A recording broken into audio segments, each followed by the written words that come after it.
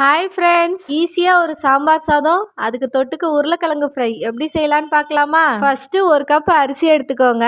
அதே கப்புக்கு அரை கப்பு பருப்பு எடுத்துக்கோங்க. தோரம் பருப்பையும் அரிசியும் நல்லா கழுவிட்டு அதுக்கப்புறமா ஊற வச்சிருங்க.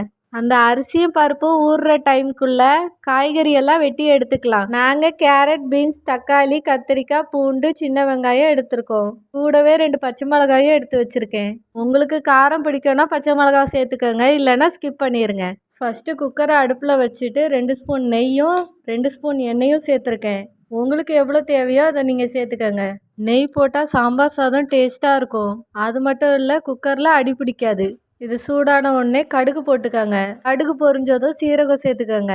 அப்புறம் கொஞ்சோண்டு கருவேப்பிலை பொரிஞ்சதும் அதுலேயே பச்சை மிளகாய் சேர்த்துக்கிடணும். நான் இந்த மாதிரி பச்சை மிளகாயை நீட்டாக கீறி சேர்த்துருக்கேன். உங்களுக்கு எப்படி வேணுனாலும் அப்படி சேர்த்துக்கோங்க. அப்புறம் இதில் உரிச்சு வச்ச பூண்டை நான் ஆட் பண்ணியிருக்கேன். நீங்களும் அந்த மாதிரி இந்த நேரத்தில் பூண்டை சேர்த்துக்கோங்க. அப்புறம் இது கூடவே சின்ன வெங்காயமும் சேர்த்துருக்கேன். சின்ன வெங்காயம் தான் சாம்பார் சாதத்துக்கு டேஸ்ட்டாக இருக்கும். அது மட்டும் இல்லாமல் உடம்புக்கும் ஆரோக்கியம். நாங்கள் எங்கள் வீட்டில் சின்ன வெங்காயம் தான் அதிகமாக சேர்ப்போம். உங்களுக்கு எந்த வெங்காயம் பிடிக்குமோ அது சேர்த்துக்கோங்க. சின்ன வெங்காயத்தை சேர்த்துட்டு நல்லா வதக்கி விடுங்க. பூண்டும் வெங்காயமும் நல்லா வதங்கணும். இதோ இந்த அளவுக்கு வதங்கினதுக்கப்புறம் இதில் நீங்கள் தக்காளி சேர்த்துக்கோங்க. நாங்கள் இதில் 3 தக்காளி சேர்த்துருக்கோம். உங்களுக்கு எத்தனை தக்காளி தேவையோ அத்தனை தக்காளி சேர்த்துக்கோங்க. தக்காளி நல்லா வதங்கணும், அந்த அளவுக்கு வதக்கி விடுங்க. தக்காளி சீக்கிரமாக வதங்கணுன்னா அதில் லேசாக உப்பு சேர்த்துக்கோங்க, டக்குன்னு வதங்கிடும். அப்புறம் இதில் கொஞ்சோண்டு மஞ்சத்தூள் சேர்த்துக்கோங்க. மஞ்சத்தூள் சேர்த்து இந்த மாதிரி நல்லா கிளறி விட்டுக்கோங்க.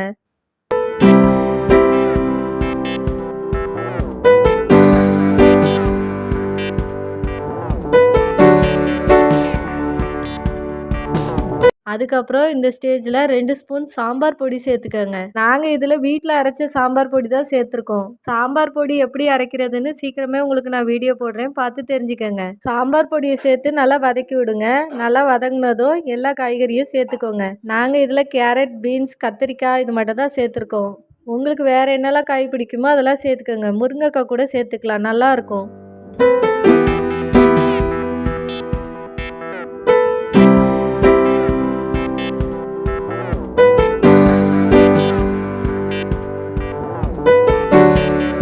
இந்த காய்கறியெல்லாம் கொஞ்சம் அரை வேக்காடு வர வரைக்கும் நல்லா வதக்கி விடுங்க.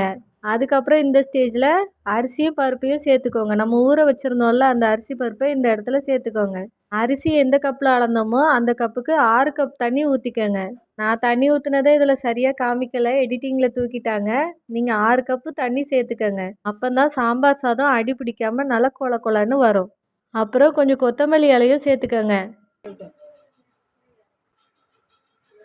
நல்லா இந்த அளவுக்கு கொதித்து வரும். அப்புறம் இந்த ஸ்டேஜில் சாம்பார் சாதத்துக்கு தேவையான அளவு உப்பு சேர்த்துக்கோங்க. நாங்கள் கல் உப்பு தான் யூஸ் பண்ணுறோம். நீங்கள் என்ன உப்பு யூஸ் பண்ணுவீங்களோ அது போட்டுக்கோங்க. இதுக்கப்புறம் குக்கரை மூடி விசில் போட்டுற வேண்டியதான். நாங்கள் யூஸ் பண்ணுற பருப்புக்கு 3 விசில் அடித்தா போதும், நல்லா கொல கொலன்னு வெந்துடும். சில பருப்பு வேகிறதுக்கு டைம் எடுக்கும். அதனால் நீங்கள் எந்த பருப்பு யூஸ் பண்ணுறீங்களோ அதுக்கு தகுந்த மாதிரி விசில் போட்டுக்கோங்க.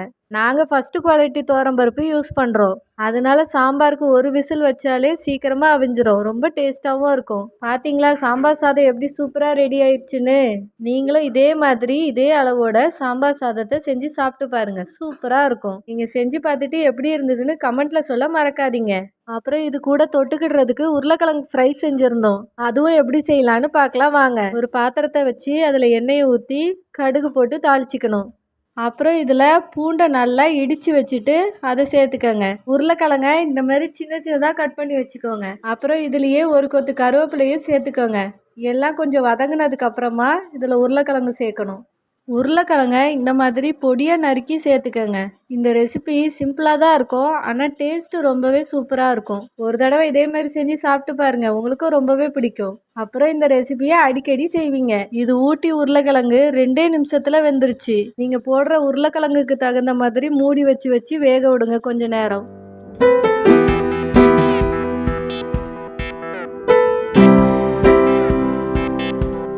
அப்புறம் கொஞ்சோண்டு இதில் மஞ்சத்தூள் சேர்த்துக்கோங்க. இந்த மஞ்சத்தூள் நாங்களே ரெடி பண்ணது.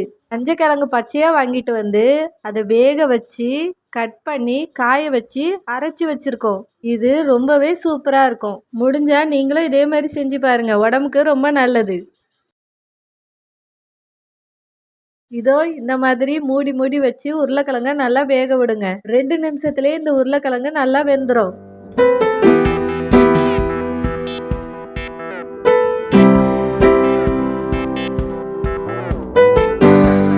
அதுக்கப்புறம் இந்த உருளைக்கிழங்குக்கு தேவையான உப்பை இந்த இடத்துல சேர்த்துக்கங்க.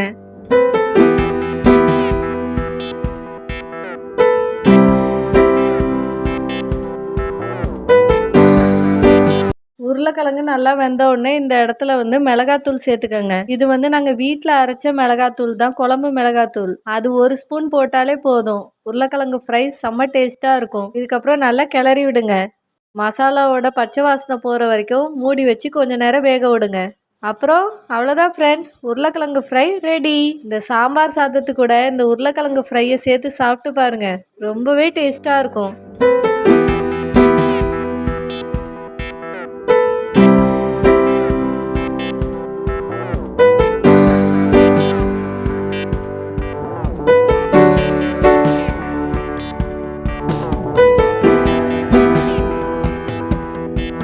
இதோ பார்த்தீங்களா, சுட சுட சாம்பார் சாதம், அதுக்கு பொட்டேட்டோ ஃப்ரை, செம்ம டேஸ்ட்டு ஃப்ரெண்ட்ஸ். நீங்களும் செஞ்சு பார்த்துட்டு எப்படி இருந்தது கமெண்ட்டில் மறக்காமல் சொல்லுங்கள். நம்மளோட ரஜி பாப்பா விளாக்ஸ் தமிழ் சேனலை சப்ஸ்கிரைப் பண்ணிக்கோங்க ஃப்ரெண்ட்ஸ். Bye friends.